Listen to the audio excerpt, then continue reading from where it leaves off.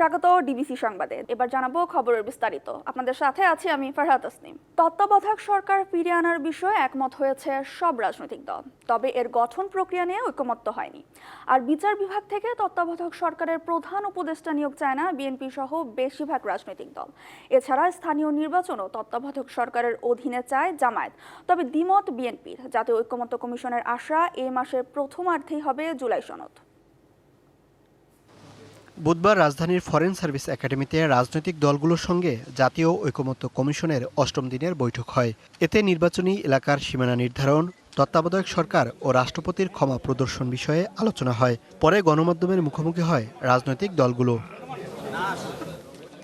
NCP বলছে, ক্ষমতা স্থানান্তরের সময় সরকারি, বিরোধী ও অন্যান্য দলগুলোর মধ্যে সংঘাতপূর্ণ পরিস্থিতি সৃষ্টি হয়। এজন্য শান্তিপূর্ণ ক্ষমতা হস্তান্তরের রূপরেখা দেওয়ার কথা তুলে ধরে দলটি। যখনই বাংলাদেশের ক্ষমতা হস্তান্তরের সময় আসে তখন আমরা দেখে থাকি যে সরকার দল, বিরোধী দল এবং অন্যান্য দলের মধ্যে একটা সংঘাতপূর্ণ অবস্থা সৃষ্টি হয় এবং রাজপথে সেই সংঘাত অনেক সময় হত্যাকাণ্ডে রূপান্তর হয়, যেটা আমাদের ইতিপূর্বে ইতিহাস বলছে। জাতীয় নির্বাচনের পাশাপাশি স্থানীয় ভোটও তত্ত্বাবধায়ক সরকারের অধীনে চায় জামায়াত। জাতীয় নির্বাচন এবং স্থানীয় নির্বাচন এই দুটি তত্ত্বাবধায়ক সরকারের মাধ্যমে হতে হবে। তত্ত্বাবধায়ক সরকার না হলে যেমনি জাতীয় নির্বাচন কোনো নির্বাচনে হয় না, দলীয় সরকারের অধীনে একইভাবে স্থানীয় নির্বাচনও কোনো নির্বাচন হয়। তত্ত্বাবধায়ক সরকার পুনর্বহালে একমত হলেও স্থানীয় নির্বাচন বিষয়ে জামায়াতের সাথে দ্বিমত বিএনপি। যে আমরা কিছু কিছু সংশোধনী চাই, কারণ শুধুমাত্র জুডিশিয়ারির হাতে এই তত্ত্বাবধায়ক সরকার ব্যবস্থা, প্রধান উপদেষ্টা এবং অন্যান্য উপদেষ্টা হওয়াটা ছেড়ে দেওয়াটা আমরা সঠিক মনে করছি না এবং এই বিষয়ে প্রায় সকলেই একমত। স্থানীয় সরকার নির্বাচনের জন্য তো কেয়ারটেকার সরকারের বিধানে লেখা নাই। নির্বাচন কমিশনের এখতিয়ারের মধ্যে কনস্টিটিউশনাল ম্যান্ডেট হচ্ছে দুইটা, একটা রাষ্ট্রপতি আর একটা জাতীয় সংসদ নির্বাচন। রাজনৈতিক দলগুলো আন্তরিক হলে এ মাসেই জুলাই সনদ প্রণয়নের আশা ঐকমত্য কমিশনের। আমরা আশা করছি রাজনৈতিক দলগুলোর এই মর্মে সহযোগিতা অব্যাহত থাকলে আমরা জুলাই মাসের মধ্যে একটা সনদ, জাতীয় সনদ তৈরি করতে পারব। জুলাইয়ের চেতনা ধরে রেখে সবাইকে এগিয়ে আসার আহ্বান ছিল বিভিন্ন রাজনৈতিক দলের নেতাদের কণ্ঠে। মোহাইমিনুল খান অপু, ডিবিসি নিউজ, ঢাকা। সংস্কারের কিছু বিষয়ে মতানৈক্য থাকলেও জনগণের স্বার্থে এবং গণতন্ত্রের ভিত্তি শক্ত করতে বড় দল হিসেবে অনেক কিছুতেই ছাড় দিচ্ছে বিএনপি। এর লক্ষ্য যাতে জনগণ ও রাজনৈতিক দলগুলো এগিয়ে আসে এবং একটি নির্বাচনী প্রক্রিয়ার দিকে এগিয়ে যাওয়া যায়। এসব কথা বলেছেন বিএনপির ভারপ্রাপ্ত চেয়ারম্যান তারেক রহমান। কেউ যাতে ষড়যন্ত্র করতে না পারে, নেতাকর্মীদের সেদিকে সজাগ থাকার আহ্বান জানান তিনি। 23 বছর পর পটুয়াখালী জেলা বিএনপির ত্রিবার্ষিক সম্মেলন। বুধবার সকাল থেকেই শহরের ব্যায়ামাগার মিলনায়তন জমজমাট হয়ে ওঠে নেতাকর্মীদের ভিড়ে। সম্মেলন উদ্বোধন করেন বিএনপির জাতীয় নির্বাহী কমিটির ভাইস চেয়ারম্যান আব্দুল আওয়াল মিন্টু। পরে বক্তব্য দেন কেন্দ্রীয় ও স্থানীয় নেতারা।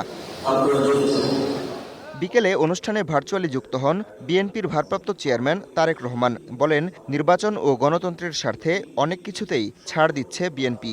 হতে পারে আমরা তাদের সাথে কোনো বিষয় একমত নই, তারপরেও আমরা গণতন্ত্রের ভিত্তি যাতে রচিত হয়, গণতন্ত্রের ভিত্তি যাতে শক্তিশালী হয়, তার জন্য আমরা ছাড় দিয়েছি। তারপরেও মানুষ আসুক, দলগুলো আসুক, আমরা একটি নির্বাচনী প্রক্রিয়ার দিকে এগিয়ে যাই। নির্বাচন নিয়ে ষড়যন্ত্র ঠেকাতে নেতাকর্মীদের সজাগ থাকার আহ্বান তারেক রহমানের। 12,50,00,000 মতন ভোটার হবে আগামী দিনে, তারা যেন ব্যালটের মাধ্যমে তাদের মতামত প্রকাশ করতে পারে। সেই ব্যবস্থা, সেইটার বিরুদ্ধে যাতে কেউ ষড়যন্ত্র করতে না পারে, এ ব্যাপারেও আমাদেরকে সতর্ক থাকতে হবে। আওয়ামী লীগের পরিণতি স্মরণ করিয়ে দিয়ে নেতাকর্মীদের মানুষের প্রত্যাশা অনুযায়ী চলার পরামর্শ তার। যেই স্বৈরাচারকে বাংলাদেশের মানুষ বিতাড়িত করে দিয়েছে, এই দেশ থেকে বিতাড়িত করে দিয়েছে। কেন বিতাড়িত করে দিয়েছে? মানুষের প্রত্যাশা অনুযায়ী তারা কাজ করেনি, সেজন্যই তাদের আজকে এই পরিণতি। কাজে আমাদের অন্যতম মূল দায়িত্ব হচ্ছে মানুষের প্রত্যাশা অনুযায়ী দলের নীতি, আদর্শ ও উদ্দেশ্য জনগণের সামনে তুলে ধরতে নেতাকর্মীদের প্রতি আহ্বান জানান বিএনপির ভারপ্রাপ্ত চেয়ারম্যান। DBC news desk. এনসিপির অস্থায়ী কেন্দ্রীয় কার্যালয়ের সামনে আবারও ককটেল বিস্ফোরণের ঘটনা ঘটেছে।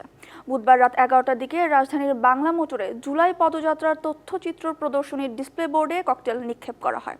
এনসিপির যুগ্ম সদস্য সচিব জয়নাল আবেদিন শিশির জানান, ঢাকা মহানগর দক্ষিণ ইউনিটের গাড়িতে ককটেল নিক্ষেপ করে দুষ্কৃতকারীরা।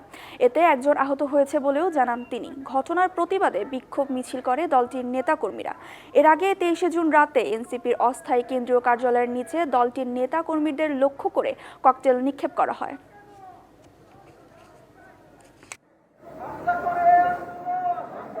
আন্দোলনের যত ভিডিও ফুটেজগুলো ছিল আমরা তো মিডিয়ার মাধ্যমে দেখতে পাই না, সেই ফুটেজগুলো আর কি তারা দেখাইতেছিল নতুন করে পুরোটা গল্প একসাথে এক ধারণ করে তখন এটা আর কি দেখাইতেছিল এই রাস্তা বাংলা মোটর মোড়ে।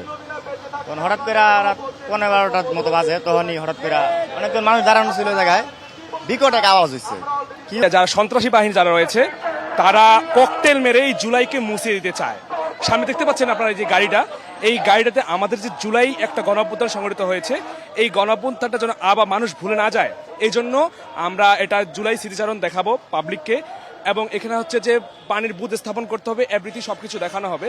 তো এই সন্ত্রাসী বাহিনী তারা আজকে আমাদের এই জুলাইয়ের গাড়িতে ককটেল মেরেছে। মানিকগঞ্জ 1 আসনের সাবেক এমপি ও জাতীয় ক্রিকেট দলের সাবেক অধিনায়ক নাইমুর রহমান দুর্জয়কে গ্রেপ্তার করেছে মানিকগঞ্জ গোয়েন্দা পুলিশ। রাতে রাজধানীর লালমাটিয়া এলাকা থেকে তাকে গ্রেপ্তার করা হয়। গ্রেপ্তারের বিষয়টি ডিবিসি নিউজকে নিশ্চিত করেন ঢাকা রেঞ্জ পুলিশের অতিরিক্ত মহাপরিদর্শক রেজাউল করিম মল্লিক। 2001 সালে জাতীয় সংসদ নির্বাচনে আওয়ামী লীগের প্রার্থী হিসেবে মানিকগঞ্জ 1 আসন থেকে সংসদ সদস্য নির্বাচিত হন নাইমুর রহমান দুর্জয়। পরবর্তীতে আওয়ামী লীগ থেকে 2014 ও 2018 সালেও একই আসন থেকে সংসদ সদস্য নির্বাচিত হন তিনি। তার বিরুদ্ধে হত্যাসহ একাধিক মামলা রয়েছে। জুলাই আন্দোলন দমনে আইনশৃঙ্খলা রক্ষা বাহিনী হেলিকপ্টার থেকে গুলি চালায় ছাত্র জনতার উপর। এমন ঘটনায় জনমনে উদ্বেগের পাশাপাশি তৈরি হয় ক্ষোভ, রূপ নেয় সরকার পতনের আন্দোলনে। অপরাধ বিশ্লেষকরা বলছেন, আইনশৃঙ্খলা বাহিনীর কাজ মানুষের নিরাপত্তা দেয়া, ভয় দেখানো নয়। আর কেউ যাতে এই বাহিনীকে রাজনৈতিকভাবে ব্যবহার করতে না পারে সেই দিকে নজর দেওয়া জরুরি বলে মনে করে এনসিপি।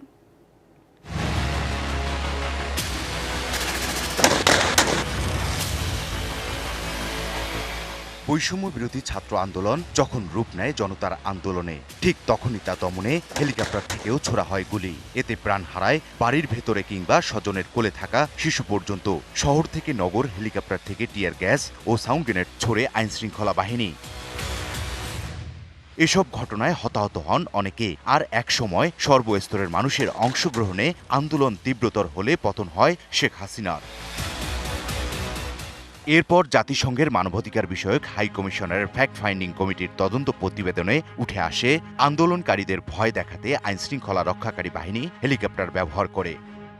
জাতিসংঘের প্রতিবেদনে বলা হয়েছে, হেলিকপ্টার থেকে আগ্নেয়াস্ত্র দিয়ে বিক্ষোভকারীদের ভিড় লক্ষ্য করে নির্বিচারে গুলি ছোড়া স্বাভাবিকভাবেই মানবাধিকারের মানদণ্ডের লঙ্ঘন।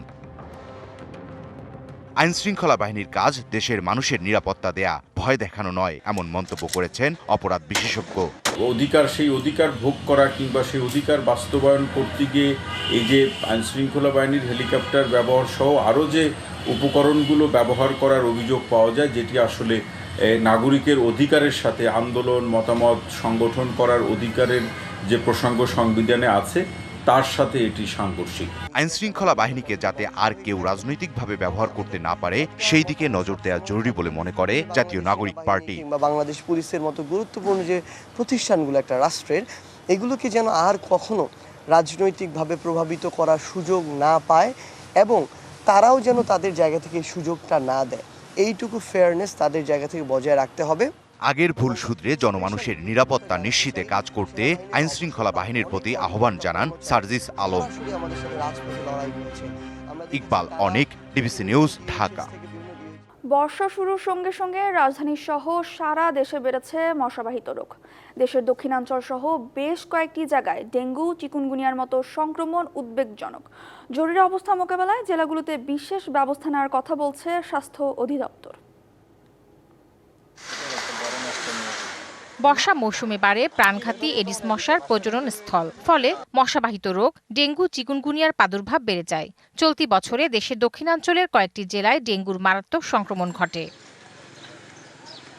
এবছর ডেঙ্গু ডেন 1, ডেন 2 এবং ডেন 3 সেরোটাইপ দিয়ে নতুনভাবে সংক্রমণ হচ্ছে। স্বাস্থ্য অধিদপ্তরের পরিসংখ্যান বলছে চলতি বছরে দেশে ডেঙ্গু আক্রান্ত 10,500 ছাড়িয়েছে আর মৃত্যু ঘটেছে 43 জনের। একই সাথে চিকুনগুনিয়ায় আক্রান্ত হচ্ছেন অনেকে। এমন পরিস্থিতিতে ব্যক্তি সচেতনতার উপর জোর দিচ্ছেন চিকিৎসকেরা। প্রথম হচ্ছে আমি আমার বাসার পাশে আশপাশে দেখব কোনো জায়গায় পানি জমে আছে কিনা, আমি আমার ঘরে মশা আছে কিনা সেটা প্রোটেক্ট দেওয়ার চেষ্টা করব। আমি আমার ঘরের জানলাগুলোকে বিকালের মধ্যে বন্ধ করে দেব। একজন যদি আক্রান্ত হয়ে যায় সে যেন মশারির মধ্যে থাকে, আমি হাফাতা কোনো শার্ট পরবো না।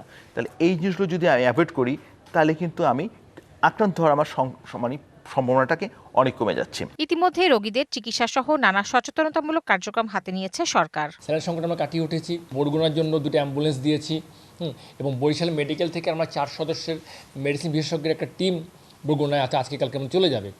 এটা আমরা করেছি।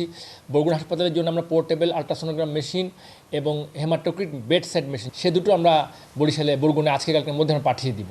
মসজিদে জুম্মার নামাজের পরেও সচেতন হওয়ার জন্য আমরা ইমাম সাহেবদের বলেছি, ধর্মীয় উপাসনালয় যারা প্রধান তাদেরকে বলেছি। গত 11 জুন ডেঙ্গু নিয়ন্ত্রণে একটি 11 সদস্যের কারিগরি কমিটি গঠন করেছে স্বাস্থ্য অধিদপ্তর। রোগীদেরকে বলা হচ্ছে যে আপনারা দ্রুত গতিতে হাসপাতালে চিকিৎসকের শরণাপন্ন হন। তাহসিনা জেসি, ডিবিসি নিউজ, ঢাকা। ডিবিসি সংবাদে এ ছিল এখনকার মতো। ডিবিসি নিউজের সংবাদগুলো পড়তে ভিজিট করুন dbcnews.tv আর ভিজিট করুন ডিবিসির ফেসবুক পেজ এবং ইউটিউব চ্যানেল। সঙ্গে থাকুন।